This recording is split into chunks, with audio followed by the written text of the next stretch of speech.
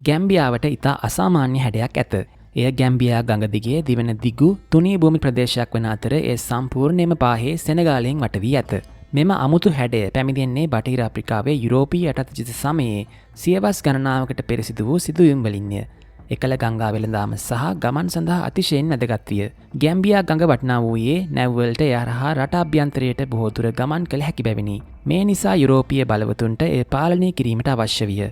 බ්‍රිතාන්‍යයන් 1600 ගණන්වල පැමිණ ගඟ දිගේ වෙළඳ ස්ථාන පිහිටුවා ගත්හ. කාලයත් සමග ඔවුන් ගඟට යාබද භූමිය පාලනය කළහ.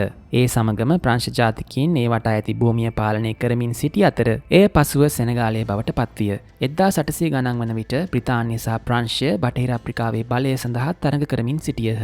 කෙසේ වෙතත් මෙම කුඩා ප්‍රදේශය සම්බන්ධයෙන් යුද්ධයක් ආරම්භ කිරීමට දෙපාර්ශවයම කැමති නොවිය. ඒ වෙනුවට ඔවුන්ගේ අවශ්‍යතාවලට ගැලපෙන දේශ සීමා පිළිබඳව ඔවුන් එකඟ විය. බ්‍රිතාන්‍ය ගඟ සහ එහි දෙපස තුනී බිම් තීරුවක් තබා ගන්නා අතර ප්‍රංශය අවට භූමියේ ඉතිරි කොටස පාලනය කරනු ඇත. යටත් විජිත සමය අවසන් වී 1960 ගණන්වල රටවල් ස්වාධීන වූ විට මෙම පැරණි දේශ සීමා තබා ගන්නා ලදී. අද ගැම්බියාව කිලෝමීටර් 48ක් පමණ පළල වැඩිම ස්ථාන වලින් පළල් නමුත් කිලෝමීටර් 338ක් දිග පටු රටක් වන්නේ බැවිනි.